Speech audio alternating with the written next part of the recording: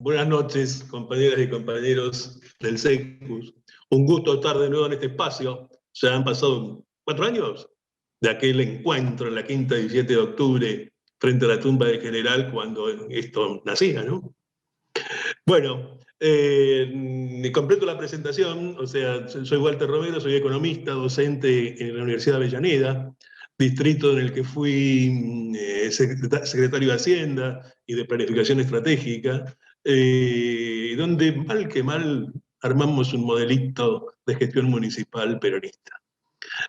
Bueno, que subsiste, pervive. Eso. Bien, hoy en estos tiempos tan difíciles, ¿no? Y creo que en este espacio es un comentario que se puede hacer. Me ha servido mucho releer el Génesis, sobre todo la parte de Noé. Pero o sea, estamos en cierta medida como en el arca. Nuestra ventaja con Noé es que sabemos del compromiso del buen Dios de que nunca más un diluvio sellado en el arco iris. ¿No? Bueno, entonces eso, no va a haber otro diluvio. O sea, no tenemos que trabajar para esta salida y para lo que viene después y en el mientras tanto. O sea, esto no es el apocalipsis. Bien, bueno, entonces, al trabajito que preparé lo llamé Economía y Misión. Y entonces, quiero primero hablar de una cuestión que es lo de unir tensiones como misión del militante, de estos espacios de construcción política. Y traigo entonces a colación una cosa que en varias presentaciones la suelo decir, que es un mensaje que el Papa Francisco, el Papa de la Iglesia Católica Francisco, le da a sus compañeros de la Compañía de Jesús cuando estaban reunidos en el año, creo que 2016, celebrando su 36 congregación general. Y allí les habla del unir tensiones como misión. Les está hablando de San Ignacio en ese momento, ¿no? Y les dice,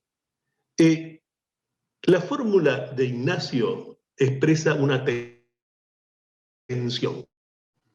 Este esquema mental de unir tensiones, la salvación y perfección propia y la salvación y perfección del prójimo, desde el ámbito superior de la gracia, es propio de la compañía.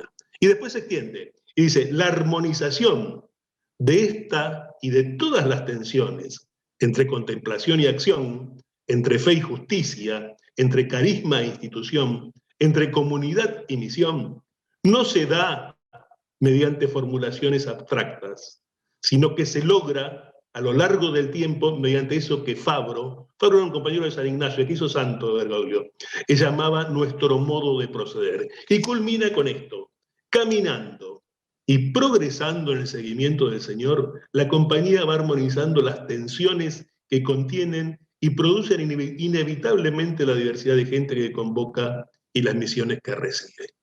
Entonces, lo que quiero resaltar de esto es el unir tensiones como misión. Y con respecto a esto, quiero ligarlo a una cuestión, a un ejemplo concreto de esto, de lo que Guillermo está hablando mucho últimamente, que es la convocatoria al segundo Congreso de la Productividad y el Bienestar Social. O sea, un ejemplo de este unir tensiones protagonizado por el peronismo. Ya el título denota lo imprescindible que resulta la productividad al momento de buscar bienestar social de todos los habitantes de un país. No podemos pretender bienestar social sin productividad. Entonces, lo que voy a buscar en estos minutos es aportar elementos de cómo sería este segundo Congreso de la Productividad, dado que el primero fue convocado en 1954 por el entonces presidente Juan Domingo Perón. Pero antes,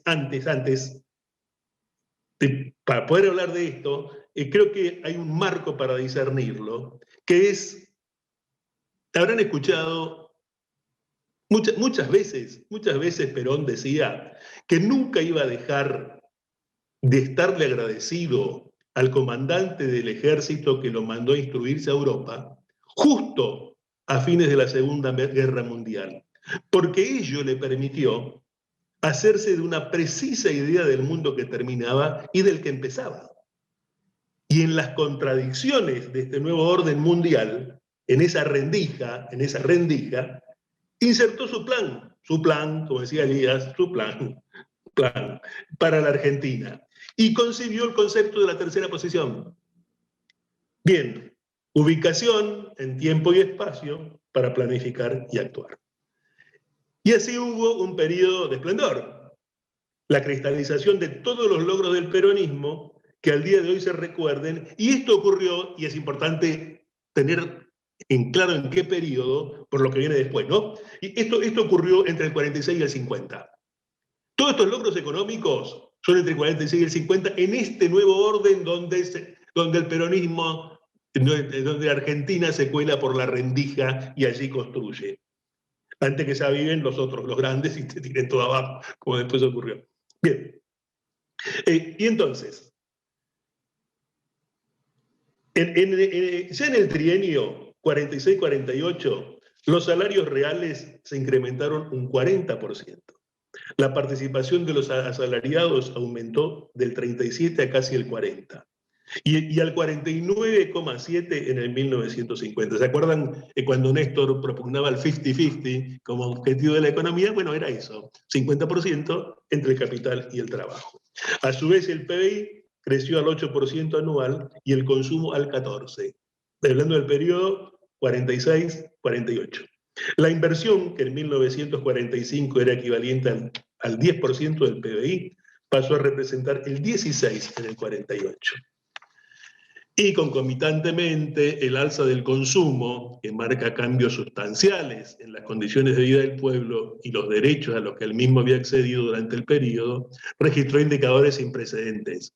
Cocina 106%, heladeras 218%, hacían, se radican Avellaneda, se radicaba. Indumentaria 125%, por citar algunos.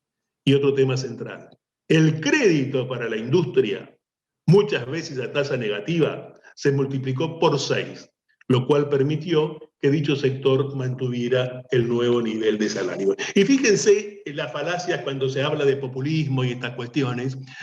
Yo me acuerdo, allá por fines a principios de los 70, los que militábamos en Juventud Peronista, una de nuestras prácticas era llevar cintas grabadas por el general Perón a los barrios, a las unidades básicas. Me acuerdo de una que yo pasé en Presidencia Roque Peña Chaco en las ligas agrarias, que era un reportaje que le hacía al general en Puerta de Hierro, una revista muy tercermundista que se llamaba Africasia, una agencia internacional muy del tercer mundo, Africasia. Allí Perón, contando su gestión de gobierno y la parte económica, dice, y fíjense que hubo un momento, ahí ya por el 49-50, que si no conseguíamos traer a los miles de italianos y españoles que trajimos, los salarios hubieran ido a las nubes y nos hubieran tirado abajo todo el esquema productivo y todo el plan económico que estábamos llevando adelante. Eso dicho por el general. O sea, esto de los extremos en la economía son todos malos. Y otra cuestión más, la necesidad de unir tensiones y trabajar, planificar y obrar en consecuencia. Bueno, pero lo que funcionó espectacularmente del 46 al 50, a partir de allí, con el fin del mundo de la posguerra, algo de eso dijo Elías, y el inicio de la Guerra Fría, la realidad global se modificó de tal modo que para poder seguir creciendo en la construcción de una patria justa, libre y soberana donde habita un pueblo feliz, había que modificar y mucho, tanto la política económica como lo que sustenta las relaciones internacionales. Perón no dudó y de su sapiencia y autoridad delineó el nuevo plan acorde a la ubicación en tiempo y espacio. Y sequía, que también fue una cosa en ese momento terrible. Los Mayores deben recordar el tiempo del pan negro, eso, de la sequía, y del acuerdo con la petrolera, la California de Estados Unidos. Miren si no era un cambio de paradigma en la búsqueda de inversiones y en lo relacional que hacía General. Tema que además fue denostado por sectores nacionales que hasta ese momento habían acompañado al general y a partir de allí lo abandonaron. Fue un punto de quiebre. Bueno, en ese cambio y puesta en valor de la gestión se inscribe el Congreso de la Productividad y el Bienestar Social, que nada tiene que ver con el concepto de Estado benefactor. Muy bien, hice una secuencia histórica de cómo fue esto. Así lo integramos mejor. En 1949 el mundo ingresa en otra fase y consecuentemente la Argentina no resulta ajena. Por entonces, el Plan Marshall que implementó Estados Unidos para la reconstrucción europea en la posguerra generó un intensivo flujo de capitales solo con destino a Europa. Solo con destino a Europa. Su externalidad negativa significó una marcada reducción de la inversión de capitales extranjeros en el resto del mundo y particularmente en Argentina, ¿no? El cambio en las condiciones externas implicó fuertes caídas de precios de exportación, unidas a la sequía a niveles inéditos en nuestro país, derivaron, entre otras cuestiones, en una drástica reducción de las divisas disponibles. ¿No me suena? Esta situación obligó a comprimir aún más las importaciones. La falta de divisas comenzó a impactar en el nivel de actividad industrial. Estamos hablando de 50, 51. Entre 1949 y 52, la crisis se hizo evidente y el mercado interno ya no era suficiente para sostener dicho nivel. Resultaba necesario aumentar las exportaciones y también recibir inversiones extranjeras. Para 1952, Perón, que detestaba el déficit fiscal, frenó de manera considerable este déficit con la reducción de partidas presupuestarias. Y tras las victorias del 52 y con el fuerte respaldo otorgado por los votos, enfrentó decididamente la inflación que había alcanzado el 39%. Había alcanzado el 39% y había habido huelgas por ello.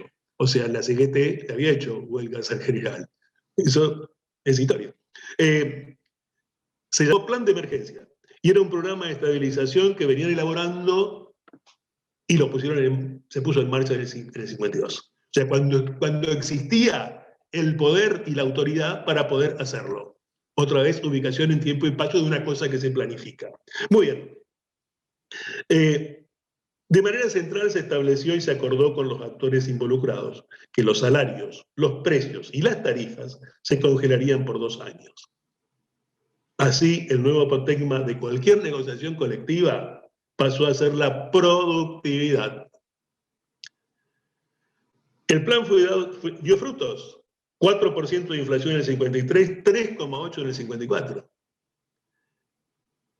Y hay un discurso de esos tiempos del general que dice: el lema argentino de la hora ha de ser producir, producir y producir. El pueblo es el encargado de producir. El justicialismo en función de gobierno solo puede asegurar una justicia distributiva en relación con el esfuerzo y la producción. Miren, si nos da las pautas de cómo debe hacerse esto, ¿no? Bueno, Perón, que tenía objetivos permanentes, pero no se enamoraba de las herramientas, estaba convencido de que la única manera de continuar la senda del desarrollo, crecimiento y pleno empleo, manteniendo la política de redistribución del ingreso, era superando terceristamente el dilema que le representaba la nueva situación. La innovación consistía en persuadir a todos los argentinos de que la única alternativa al sufrimiento futuro era el esfuerzo mancomunado. Dicho de otro modo, el gobierno quería aumentar los salarios de los trabajadores y las utilidades de las empresas, aumentando la productividad general de la economía. Con este pensamiento rector, en esa situación y habiendo pasado lo que había pasado, se convoca en octubre del 54 al Congreso Nacional de la Productividad y el Bienestar Social. La Confederación General del Trabajo, CGT, los empresarios en la Confederación General Económica, y el Estado, serían los actores principales de esta iniciativa. El Congreso se inició en el 55, los debates fueron muy intensos, se hicieron sentir los reclamos y las presiones entre los sectores. Como logro importante se destaca a hoy la posibilidad de incluir cláusulas por productividad en los convenios colectivos y otorgar premios a la eficiencia productiva. Esto terminó en un acuerdo nacional de la productividad. Fue el documento final que constituyó el punto partida de un nuevo proceso de armonización del esfuerzo y cooperación para la productividad.